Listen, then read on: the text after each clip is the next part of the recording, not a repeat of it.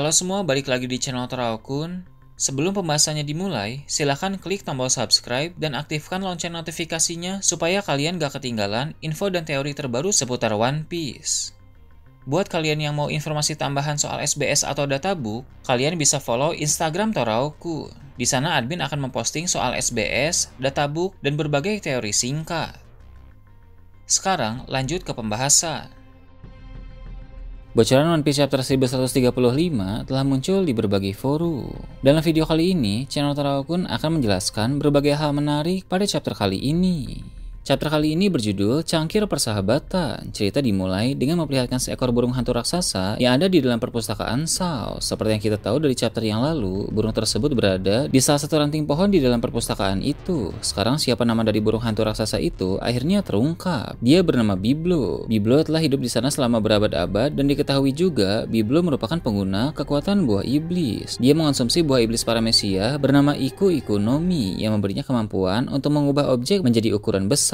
Alasan mengapa buku-buku di dalam perpustakaan dapat berubah menjadi besar itu karena pengaruh dari kekuatan buah iblis Biblo. Berkat kemampuannya untuk memperbesar ukuran objek, para raksasa bisa membaca literatur berharga yang diambil dari Ohara dulu. Kemampuan Biblo juga sangat berguna untuk membuat para raksasa bisa membaca koran. Sebenarnya koran World Economic milik Morgans tidak didistribusikan di negeri yang tidak berafiliasi dengan pemerintah dunia seperti Elbaf, tapi para pelaut sering mengambilkan koran itu dari luar dan membawanya ke Elbaf untuk kemudian dibuat menjadi ukuran besar dengan kekuatan Biblo agar bisa dibaca oleh para raksasa. Kemudian cerita memperlihatkan area sekolah Walrus. Anak raksasa bernama Kalen yang sebelumnya ada di bar pelabuhan Elbaf kini telah tiba di sekolahan itu. Saat dia muncul, dia menyerang Luffy dengan pedang kayu. Mungkin hanya untuk jahil saja kepada Luffy. Luffy pun membalas dengan tinju Elephant Gun dari mode Gear 3, tapi Kalen bisa menghindari serangan tersebut dengan cukup mudah. Para kru bilang Luffy terlalu berlebihan, tapi si Tapi Jerami itu berkata bahwa itu tidak masalah karena anak raksasa itu juga berhasil menghindarinya. Luffy pun senang dengan sikap Kalen, karena begitulah seharusnya prajurit raksasa bersikap. Sebaliknya Luffy malah sedih dengan sikap anak-anak lain di sekolah itu, karena sebagai raksasa Elbaf, mereka lemah dan tidak menyukai kekerasan. Berbeda dengan Kalen yang masih memiliki sifat alami raksasa Elbaf. Berbeda dengan Kalen yang pemberani, anak-anak lain di sekolah itu tadi sempat ketakutan hanya karena bermain dengan Luffy. Diketahui juga bahwa anak-anak di sekolah itu tidak suka dengan gaya dan sifat Kalen. Menurut mereka, dia orang yang kasar dan juga sangat agresif.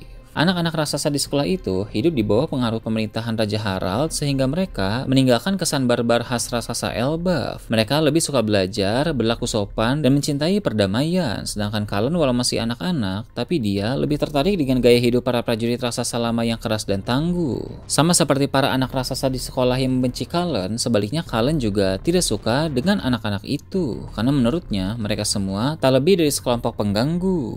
Dalam chapter terbaru ini, terungkap bahwa Kalen ternyata ras campuran antara raksasa dan manusia. Ibunya adalah raksasa wanita bernama Ripley yang kita tahu dari chapter yang lalu berprofesi sebagai guru biologi di sekolah Walrus, sedangkan ayahnya merupakan seorang manusia. Dari informasi yang ada, ayahnya itu adalah mantan bajak laut tangguh. Walau ayah Kalen adalah manusia, tapi dia memiliki kekuatan besar yang tak kalah dari para raksasa. Clue soal dia adalah seorang manusia dan juga mantan bajak laut tangguh, tentu itu mengarah kepada sosok yang dulu pernah menjadi bagian dari bajak laut Roger. Orang yang dimaksud di sini adalah Skopper Gaban. Skopper Gaban yang pensiun memutuskan untuk tinggal di Pulau Elbaf. Sama seperti Rayleigh juga yang sudah pensiun memutuskan tinggal di Pulau Sabaudi.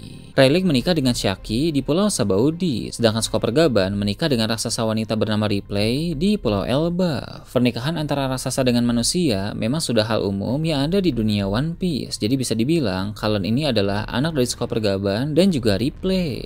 Tentu dengan informasi ini semakin mempertegas bahwa Skopper Gaban akan terlibat dalam pertempuran di Pulau Elbaf, dan alasan Shanks beberapa waktu yang lalu sempat singgah di Elbaf salah satunya juga adalah karena dia ingin bertemu dengan Skopper Gaban di sana. Shanks sudah memutuskan untuk mengklaim One Piece, jadi dia mulai menghubungi para mantan kru Roger untuk memberitahukan soal aksinya itu.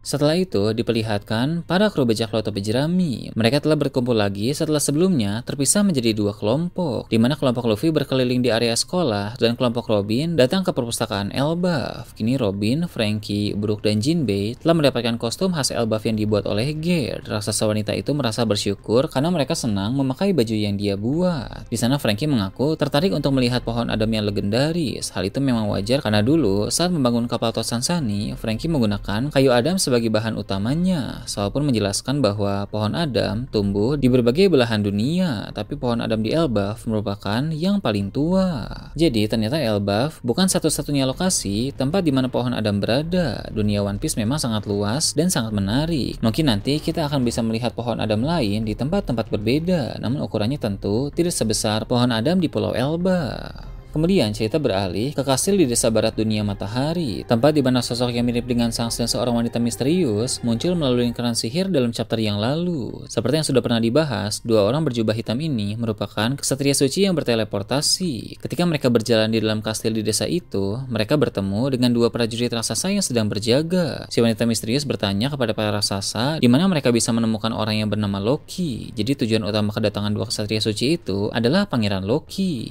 Raksasa penjaga kastil pun terkejut karena mereka ingin bertemu dengan seorang kriminal Elbaf. Raksasa penjaga tidak memberitahukan lokasi di mana Loki berada, namun dia malah menjelaskan soal Loki yang telah menghabisi Raja Harald 6 tahun yang lalu. Padahal Raja Harald merupakan pemimpin yang dicintai oleh para rakyat. Dia juga bertanya siapa mereka berdua sebenarnya dan sempat menduga dua orang itu adalah kru bajak laut topi jerami. Sebab yang diketahui oleh para raksasa, manusia yang datang ke Elbaf saat ini hanya bajak laut topi jerami saja. Sang wanita ksatria suci itu pun kesal karena bukannya menjawab pertanyaan, si raksasa itu malah balik bertanya. Itu membuat dia cukup tersinggung, sehingga dia melakukan serangan misterius yang membuat salah satu raksasa penjaga menjerit kesakitan dan tumbang. Raksasa yang satu lagi pun bingung dengan apa yang sebenarnya terjadi, karena itu terjadi terlalu tiba-tiba. Dari sini jelas bahwa ksatria suci sangat berbahaya dan tidak segan-segan untuk langsung menyerang apabila mereka merasa tersinggung. Tak diragukan lagi bahwa dua ksatria suci ini akan menjadi masalah serius bagi orang-orang di Elbaf. Sifat angkuh ciri khas para Tenryubito pada diri mereka benar-benar terlihat dengan jelas. Sementara si ksatria suci wanita menyerang raksasa penjaga itu, ksatria suci yang mirip dengan Shanks diam dan menonton aksi dari teman wanitanya tersebut. Ksatria suci yang mirip dengan Shanks ini terlihat memiliki sebilah pedang di pinggangnya. Gagang dari pedang itu pun mempunyai model yang mirip dengan Shanks dan Garly. Beralih ke lokasi bajak laut topi jerami, di sana Luffy dan kawan-kawan ingin segera kembali ke tempat bajak laut Giant Warrior berkumpul, sebab mereka hendak mengadakan pesta penyambutan bajak laut topi jerami di sana. Namun Robin, Chopper, Lilith, dan Bonnie masih tetap ingin tinggal di perpustakaan burung hantu, sehingga Luffy pun pergi lebih dulu. Ketika Luffy dan yang lain berkumpul dengan para bajak laut Giant Warrior, mereka pun memulai pesta, sehingga Luffy dan Usopp pun merasa sangat senang. Mereka berdua bersyukur bisa berada di negeri para raksasa yang telah lama mereka nantikan. Mereka juga bisa mengenali kru Hajrudin yang bernama Stansen yang dulu pernah bertemu di Pulau Sabaudi. Stansen merupakan salah satu raksasa yang lolos dari rumah pelelangan. Penampilan Stansen saat di Sabaudi dulu sangat berbeda dengan sekarang ini. Namun Luffy dan Usopp masih bisa mengenalinya, padahal Luffy biasanya gampang lupa dengan wajah dan nama seseorang. Setelah itu, di sana para raksasa mengucapkan terima kasih atas apa yang telah bajak laut topi jerami lakukan kepada mereka. Mulai dari Dory dan Brogy sewaktu di Little Garden, Kashi dan Oimo sewaktu di Enies Lobby, dan juga Hajrudin sewaktu di Dressrosa dulu. Bila kita ingat kembali, sepanjang cerita sampai saat ini, Luffy dan kawan-kawan memang sudah sering berurusan dengan para raksasa Elbaf. Tak heran sekarang permainan takdir membawa mereka bisa tiba di negeri tersebut. Para raksasa juga memuji Luffy karena sekarang telah menjadi salah satu Yonko. Mereka semua tahu bukan hal mudah untuk bisa mendapatkan gelar kaisar tersebut, karena dalam perang Wano Kuni yang lalu, si topi jerami itu merupakan tokoh utama yang memainkan peran penting di sana. Dua Yonko dengan kekuatan luar biasa seperti Kaido dan Big Mom sudah tumbang dalam perang itu, sehingga prestasi dari Luffy dan kawan-kawan di sana sangat menakjubkan. Hajrudin juga bangga karena kelompok bajak laut New Giant Warrior yang dia pimpin bisa berada di bawah naungan orang sehebat Luffy. Mereka semua pun mengangkat cangkir sake masing-masing dan bersulang sebagai tanda persahabatan. Itulah yang menjadi judul dari chapter kali ini, yaitu Cangkir Persahabatan. Untuk sekarang, mereka masih belum sadar bila ada bahaya besar di Elbaf akibat kedatangan dari dua kesatria suci tadi. Posisi mereka saat ini sedang berada di wilayah yang sama, yaitu wilayah tengah Elbaf yang disebut sebagai dunia matahari. Itu berarti jarak antara lokasi dua kesatria suci dengan Luffy dan kawan-kawan tidak terlalu jauh. Ini menandakan sebentar lagi Luffy dan kawan-kawan akan segera bertemu dengan kembaran Shanks itu. Sampai saat ini, sudah ada beberapa kandidat karakter penting yang terlibat dalam pertempuran di Elbaf. Pertama ada Yonko Luffy dan kawan-kawan,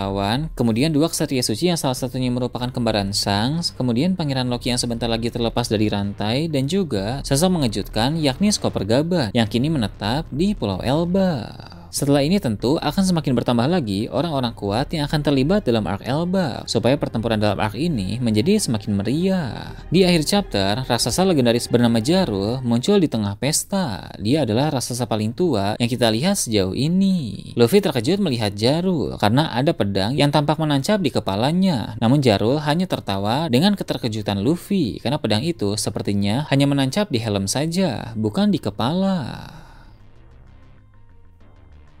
Nah itu tadi berbagai hal menarik pada chapter 1135. Gimana menurut kalian? Silahkan tulis di kolom komentar di bawah. Oke, segitu aja untuk pembahasan kali ini. Jangan lupa like, share, dan subscribe untuk video menarik selanjutnya. Gue Torakun, Shambles.